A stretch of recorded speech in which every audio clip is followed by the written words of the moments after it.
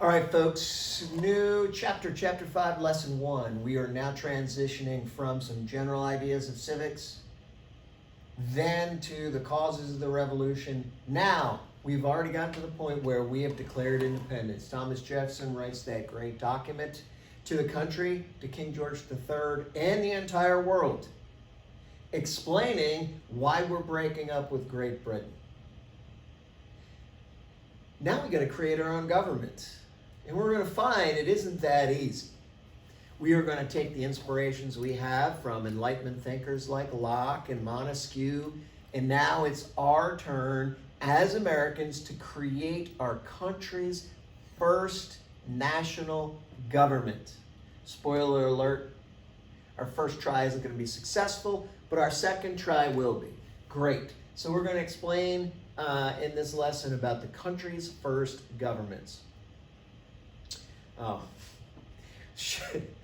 Doing this during the Halloween season. So if you're in class, we're going to see these Halloween pictures every once in a while. And I think that little kid is hysterical. I don't know if these other children think that though. All right, so if you've declared independence, you're no longer a set of colonies. And you're going to govern yourselves. You're going to need to do some things. First, you're going to change your names from colonies to states. So this will be the transition from 13 colonies owned by Great Britain to 13 independent states that are going to form together to create their own nation. Cool. Each of the states have already had colonial charters and their own state government set up. But each of the states is going to redo that, and each of the states are going to create their own state constitutions, creating their own state governments. They're going to think about their Locke, and when they're organizing these state governments, they're going to think about their Montesquieu. So when these 13 colonies transition into states and create their own state constitutions, you're going to see they're going to draw heavily from Locke. They're going to have three branches, with a legislative branch to create or make laws, an executive branch to execute those laws, and then a judicial branch to interpret those laws. All right? So, sound good? Each of these colonies is going to create state constitutions. Montesquieu is going to be big in this. Montesquieu is one of those Enlightenment philosophers you're going to hear about. They're going to ask questions about on the EOC. Can almost 100% guarantee that. Bet you a cinnamon Pop-Tart that you see at least one question about Montesquieu in the EOC. What is the question about Montesquieu going to be like? Well, the EOC likes to make you think just a little bit. They're not just going to ask you something like, what did Montesquieu think? Or what was Montesquieu's impact on the government of the United States? They may quote something, and they're going to try to draw out the fact that you understand the reason why we have the government we have today is because these framers and founders of our country and the Constitution draw heavily from Montesquieu's idea that if you want to make sure your government is not too powerful, you split it into three chunks, into three branches. Each branch is going to have its own things it's going to do, called separation of powers, and each branch is going to be able to keep an eye on the other branches and stop them from doing things that are tyrannical or dangerous to their people's rights. This is going to be called checks and balances. All right? So you're going to need to know Montesquieu. Back here, we're at 1776. So, knowing their Montesquieu, these colonies, when they form their state governments, their state constitutions, are all going to follow this Montesquieu pattern. They're all going to go to legislatures, lawmaking bodies that are bicameral, split into two houses. Okay? So they're going to have legislatures, lawmaking bodies split into two houses. And this part's not going to be too unusual.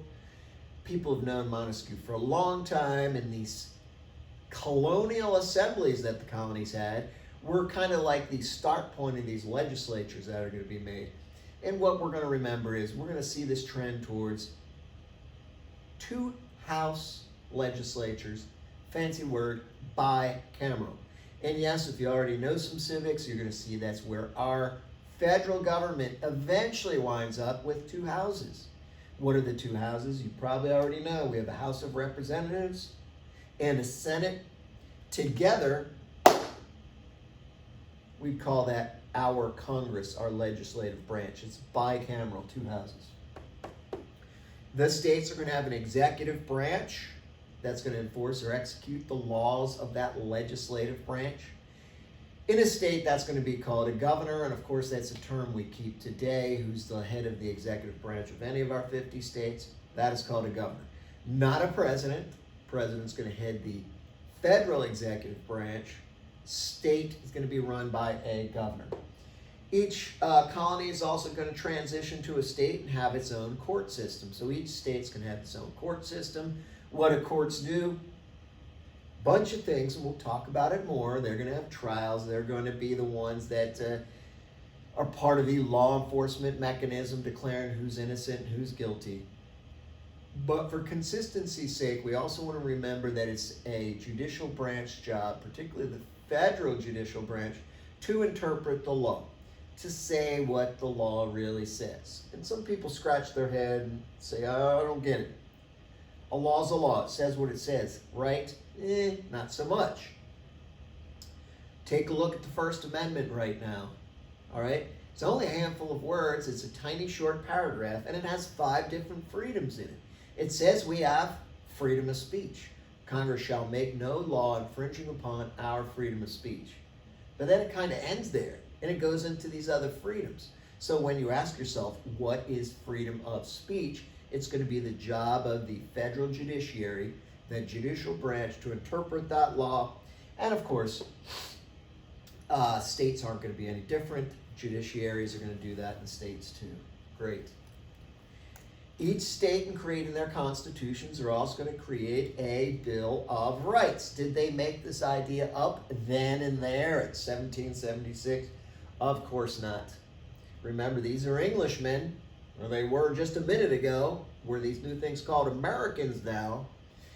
But these former Englishmen look back in their English history, take inspiration from that. So these state constitutions have Bills of Rights. Functionally, a list of protections that the citizens in that state are going to have, all right? Inspired by the English Bill of Rights, 1689, and the idea all the way back to 1215 with the Magna Carta, limiting the powers of government. And what's the idea behind limiting the power of the government? To protect the rights of citizens. So we're going to see this again. This is why we study these things from English history. Why in American civics do we teach you about Magna Carta and English Bill of Rights? Because these are the things that inspire our founders and framers to create our own Bills of Rights. Remember now, we're talking state constitutions.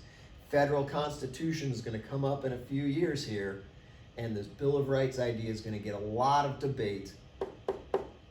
For now, though, these state constitutions will have Bills of Rights. Okay. Remember, as all this idea of talking and governing is going on, with colonies becoming states and colonies adapting and adopting state constitutions, we have to create a national, a federal government. A government for this brand new country we have, United States of America. Because there wasn't one before. Kind of easier for a state, of course. Virginia has some sort of state colonial government since 1619. The United States had nothing. So the delegates in the Second Continental Congress are going to have to come up with some sort of government. Why? Well, lots of reasons, but the most pressing one, don't forget, we're fighting a war at this time. We are literally fighting a war for our lives.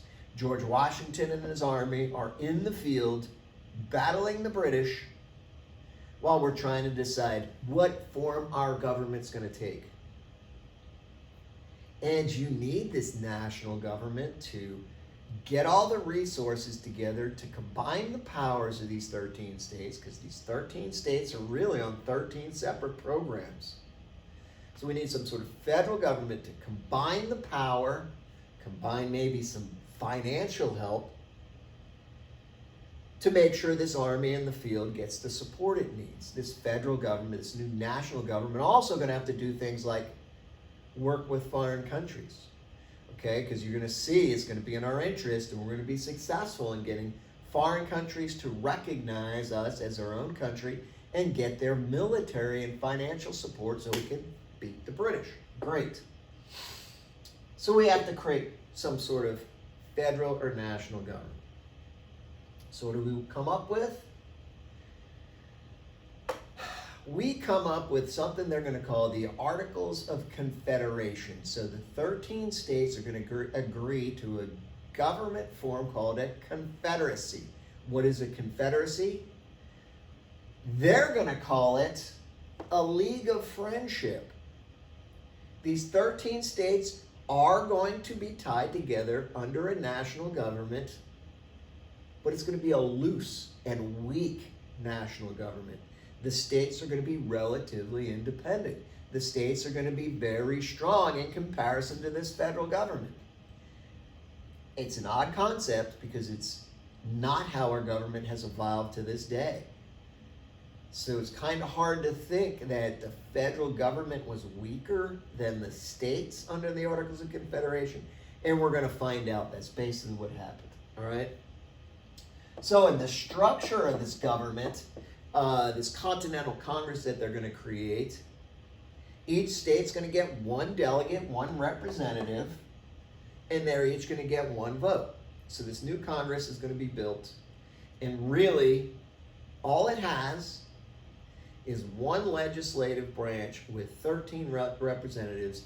Each state gets one vote. Yeah? Very simplistic, very simple. And it kind of reflects this idea that the national and federal government is going to be weak. All right? Sound good? Confederation Congress, Articles of Confederation, our first national government. You may never have heard about it before. You have now. When you need to create your own nation, you need to create your own government. And our first attempt, it's going to be this thing called the Articles of Confederation, Confederation Congress.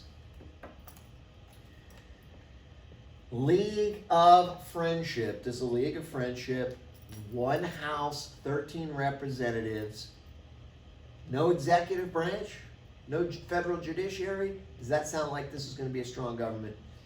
It is not. It's a weak government. I've already said it's our first try, implying we have at least a second try creating a government. So as you could probably understand, the Articles of Confederation are going to fail. And why are they going to fail? Because they are too weak. All right? We'll get to that in more detail here in a second. So the Articles are a failure. They're only going to be around for 10 years. But the book makes sure that you understand, well, it did some good things. Okay? And these two ordinances or laws are going to be two of the things that the Articles of Confederation get credit for working, for being useful. Northwest Ordinance and Ordinance of 1787. And really, these are all about what we're going to do with a growing and expanding country. We know Americans have wanted to push west to the Appalachian Mountains forever.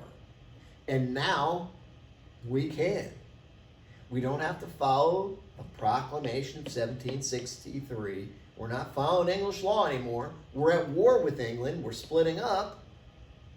So we know if we're successful in this war, we're going to take all that western land.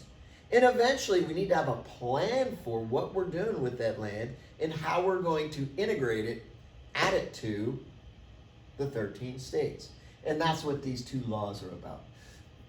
Northwest Ordinance creates this survey system, how we're going to split up all that new land, how we're going to organize it so we can administer it and sell it. And You can see it a little better in your book. You look through these slides on plan book and see it a little bit, see it a little easier. There's this surveying system that is created that basically takes big chunks of land and breaks them into nice organized squares. Cool. How is that helpful? It's easy for these surveyors, these professional engineers who got to split land up and put it on a map. Sounds easy, but it takes a certain amount of math and some skill to do this correctly. So they're going to split the Northwest Territory, think of this land west of the Appalachian Mountains, into this grid of squares so it can be administered and it can be sold easily. Cool? All right. It's also going to come up with, it is also going to come up with rules and regulations on how this is not just going to be surveyed and split into blocks. It also is going to come up with regulations on how it's going to be governed and what these territories have to do to become states. And they're going to follow this plan as the nation expands. So you'll see this stuff. It'll come up. You'll at least see it in the quiz. Will you see it on the EOC? You're probably not going to see this in the EOC. Maybe if there's a question on it, it's going to say something like, yeah, the Articles of Confederation did have some successful legislation, and it may draw you out to remember these Northwest Ordinance of 1787, on how we were going to integrate this new land, this new territory into the United States. Great. All right. If you get a question about the Articles of Confederation, in the EOC, it's probably going to be about getting you to understand the weaknesses of the Articles of Confederation.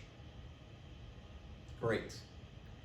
What were the weaknesses of the Articles of Confederation? Okay.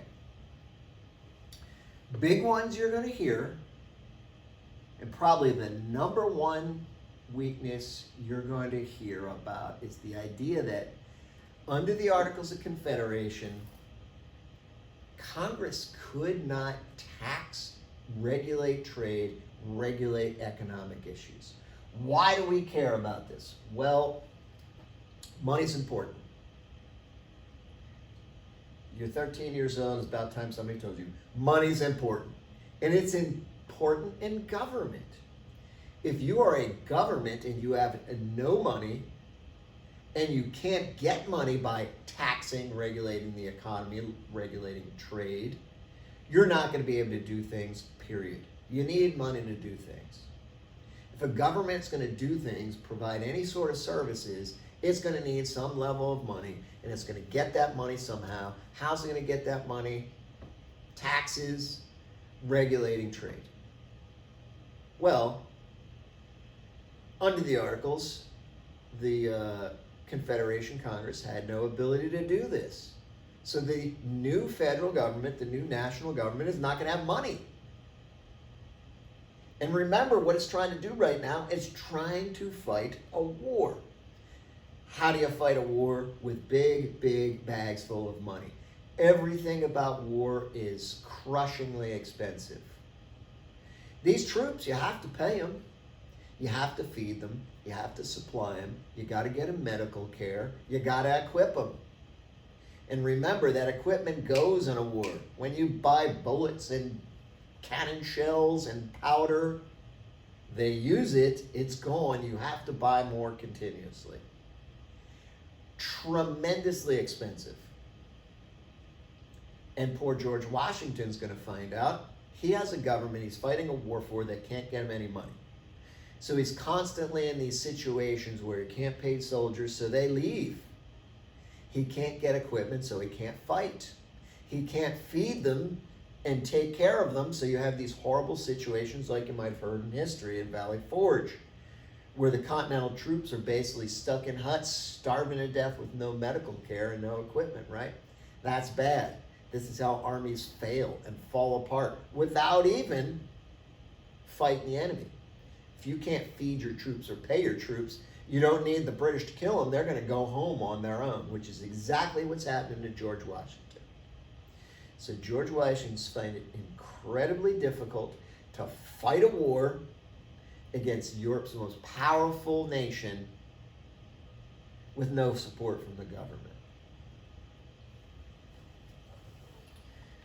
So that's going to be the big one. So how does George Washington get any support at all? You basically have this weak national government that has to beg the states, please, please, please, please, please, we need some soldiers, we need some money, we need support, please, please, please, our army's dying. And the states, sometimes, but sometimes not, help, and there's no way for the national government to force them.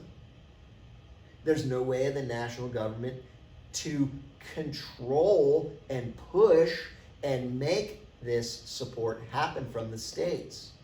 So they're constantly in this situation, almost literally begging the states to help. And some states just say no.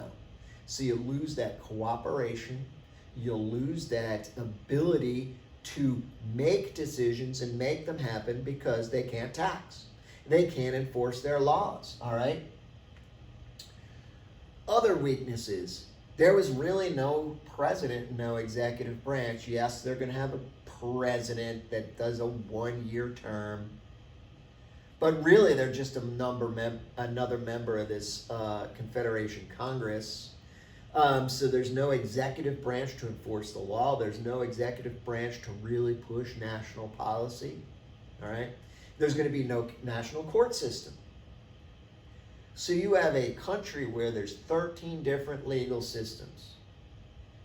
You can kind of argue, okay, well, just let each state do its own thing, and that kind of sounds good. It's nice and free, and it's nice sometimes to think it's a good thing to have a small government, until New Jersey and New York get into a legal argument. Who becomes the referee then? Who makes legal decisions that affect the entire nation? Well, under the Articles, no one. So it's another critical weakness, all right? Other issues. It takes 9 of 13 states to pass any kind of law, which can be hard to do. That's a pretty significant supermajority. Each of these 13 states has its own interests and own problems. It was very difficult to get 9 of the 13 states to agree on anything. Then, amendment process. How do you change the government? How do you update the Articles of Confederation? Because no matter what you do, no matter how well you think you did in creating something, you're going to find that you left something out, you ignored something you shouldn't have, you made mistakes. So you need to be able to change stuff. It took a unanimous decision to change the Articles. 13 out of 13 states had to agree to change the Articles. Unanimous. So all you needed is one state to hold out, and that change wasn't happening. Yeah. So over the short lifespan of the Articles of Confederation, they will never be able to amend the Articles because they're never able to get that unanimous vote. So now in the government we have now, the Constitution, there is an amendment process, and it's still very difficult because you need some big numbers, 2/3 and 3/4. 2/3 of Congress has to approve or recommend a change to the Constitution. Then 3/4 of the states have to agree to it. All right? So it's very complicated in this day under the United States Constitution to change the Constitution. We only have 27 amendments, and the first 10 came in all at the same time. So we've really only changed the Constitution 18 times, right?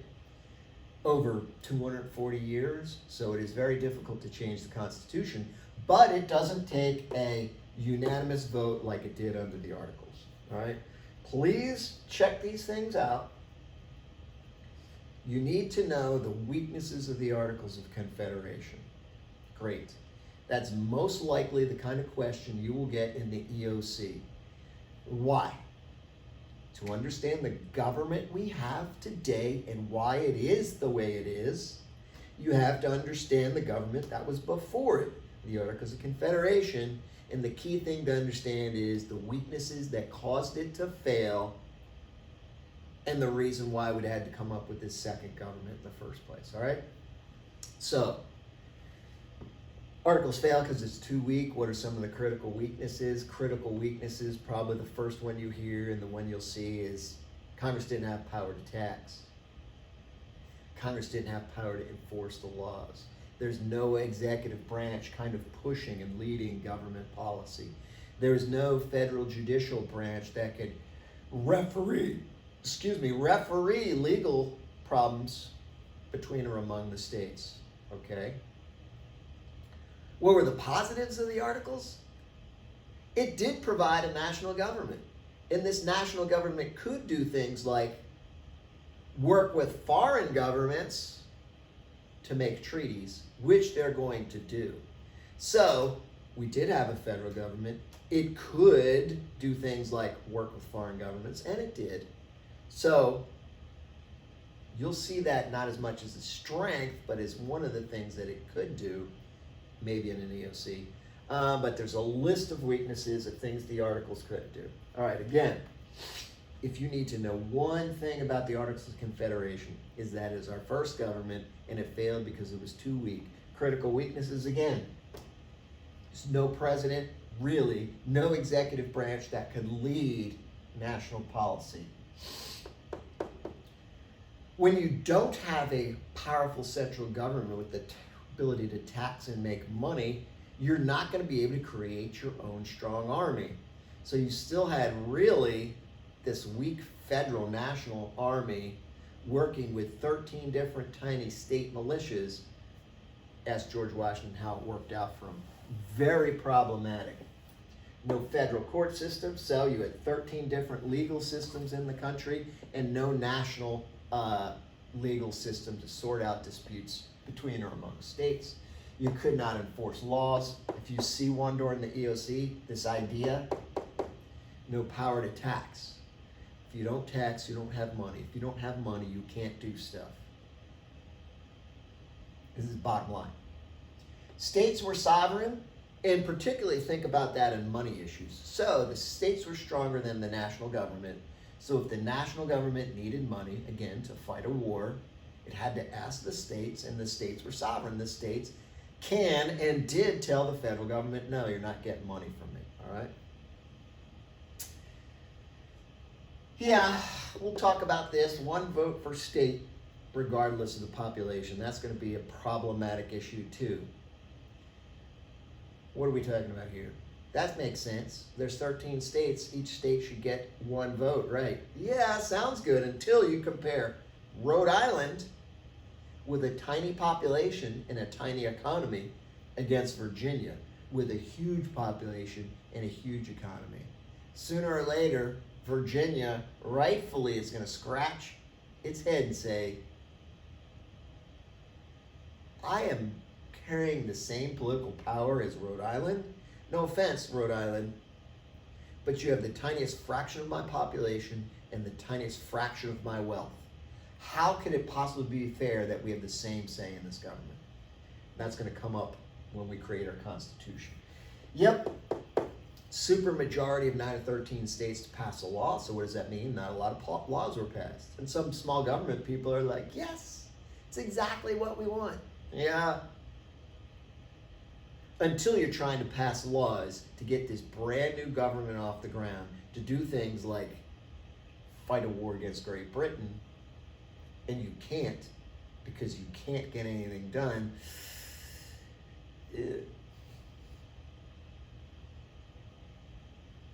We do have a government that's going to replace this. These are key weaknesses, remember. And of course, it took a unanimous 13 of 13 vote of the states to change the Articles, to change the government. It's hard to do. I mean, even things like picking ice cream, going out to dinner. Can you get 13 people to agree on anything? Probably not. Now think big political issues. So this government is not going to be able to be changed. Probably not a good thing. So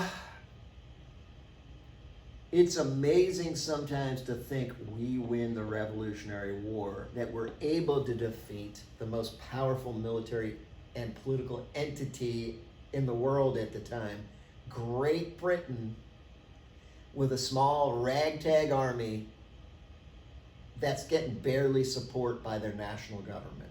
All right? So again, there is that list of weaknesses.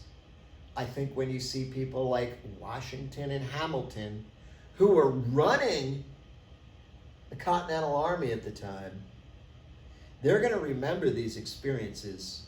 It's going to be burned into their brains and their soul.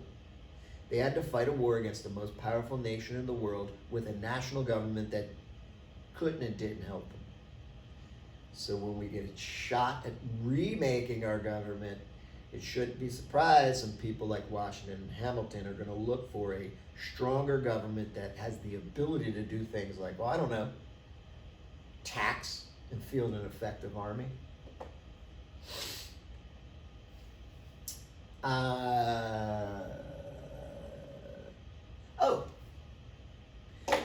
Hugely important point. This is probably going to be the second most important thing about the Articles of Confederation. You're sitting there now and you're thinking, well, why make a weak government? Was that a mistake? Were they shooting for a strong government and created a weak government? No. They wanted a weak government. The Articles of Confederation were designed to be weak. The states were meant to be stronger than the national government. Why? Think of the experience we just came from. We broke away from our home government, Great Britain, the king and parliament, precisely because we felt that government was too strong, and since that government was so strong, it was able to take away our rights and our liberties. When they created the Articles, they're like, aha, we're not making that mistake. I'm going to make sure my citizens' rights are protected, and the easiest way I could do that is create a weak government. So it's too weak to take away our rights. It's going to be overwhelmed in strength and power and in legal protection by these 13 states.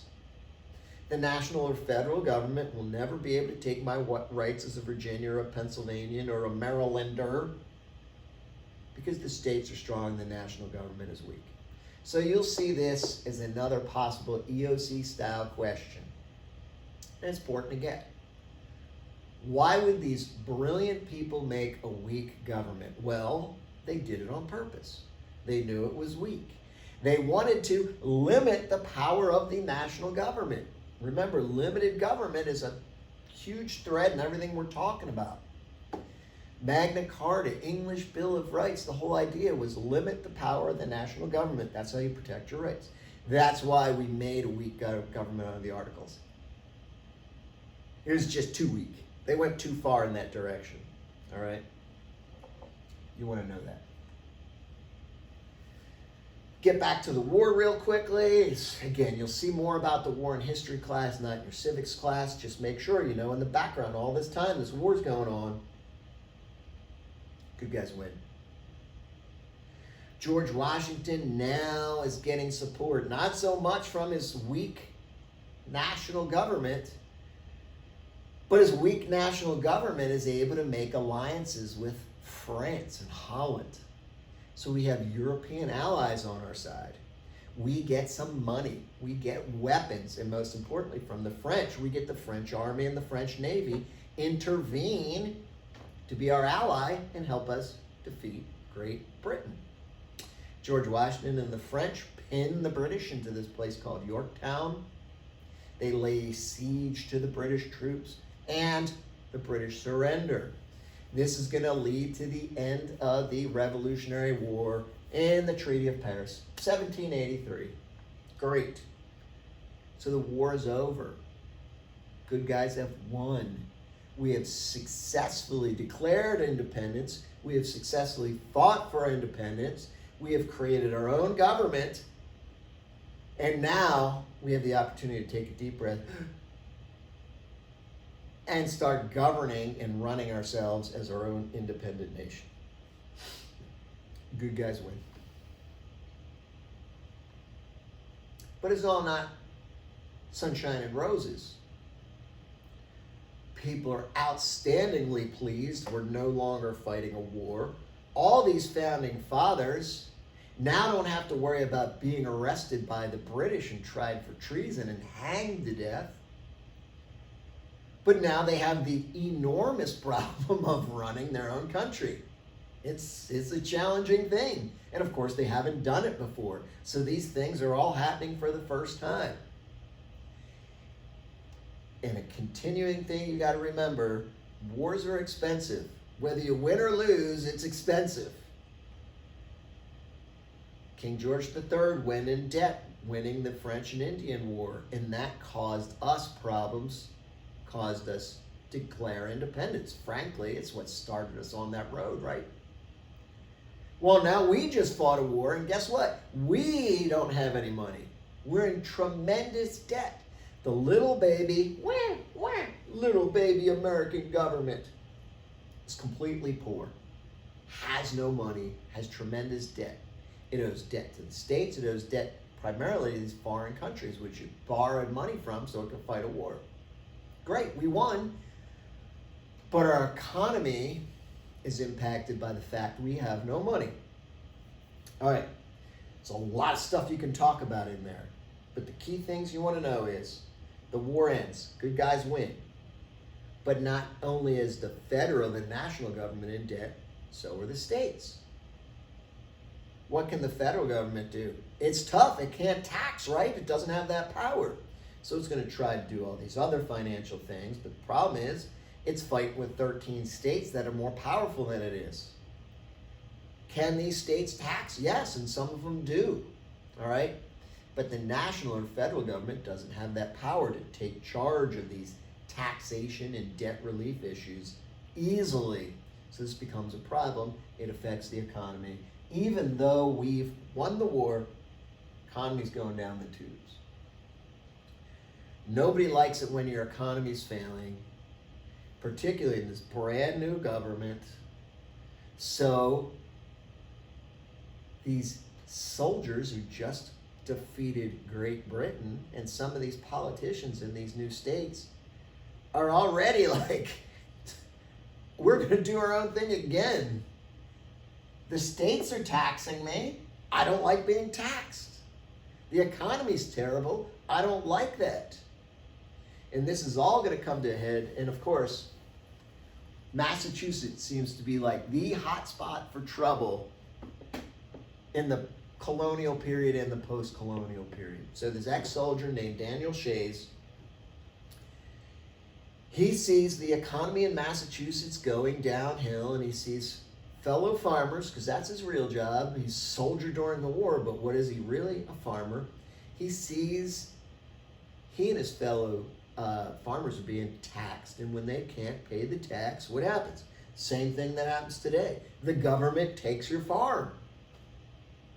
And when the government takes your farm, now you and your family are literally out on your own, starving to death. People don't like this. And of course, Daniel Shays doesn't like this. And he's like, hey, guess what? We just fought a war against tyranny. We just defeated the most powerful government in Europe. We could defeat Massachusetts. And heck, this federal government is completely powerless. We saw that during the war. It just barely was able to survive. So Daniel Shays rallies Massachusetts farmers, protesting against the bad economy, protesting against taxes, protesting for the Massachusetts government seizing their land, and he starts a little rebellion. He starts his own little war there in Massachusetts. All right, great. Well, it's going to be unsuccessful. Shays' rebellion is going to wind up being put down by Massachusetts militia. They get their own little army out there and defeat these farmers. It's not particularly bloody, but some people do get killed, and a lot of these rebels get arrested. Some of them get hanged for treason and rebellion. Not Dan Shays, though. He winds up, I think, drinking himself to death, of all things. But here's a problem. Everybody knows the government's weak, and now they're seeing this government weakness in action. not just in Massachusetts, but across this brand new country. Is the country now going to fall apart under riots and little mini rebellions like Shays' Rebellion in Massachusetts? Could the federal government put these rebellions down? Maybe it couldn't. Could it enforce any sort of law? Maybe it's too weak to. So now these framers and founders, particularly guys like Washington and Hamilton, are going to say, all right, we maybe created a government that's too weak for this new growing nation. Maybe we need to start over again, okay? So they're going to finally decide, let's get together and try to fix the Articles. And they're going to find the Articles are so weak, let's not even try to fix them. Just throw them in the trash, start over. And that's basically what's going to happen. So, as a result of bad economy, all kinds of other issues, and historians will usually pick Shays' Rebellion as that last straw that gets the responsible, serious people in the country to say, hey, maybe we need to try this again. That's what happens. So, 12 states sent delegates again. Hey, delegates, you see that word again. Representatives to my hometown, Philadelphia, Pennsylvania. They are there to meet to improve the Articles of Confederation, but then it's going to shift. It's going to say, yep, we can't fix this, and it's going to be called the Constitutional Convention. They are convening, these delegates are meeting to create a new constitution, a new written form of government. Why? Articles were a failure, all right? 1787, Philadelphia, Pennsylvania, Constitutional Convention to try a second time in making a government for this country. And that'll be it. Chapter 5, Lesson 1. Make sure you're keeping up with your work. If you are not here due to quarantine, absence, haunting, possession, vacations to Australia and Fiji, you're still responsible keeping up with your work. Watching these videos on YouTube are one way, but make sure you're keeping up with all the other stuff that will be posted on my plan book every day.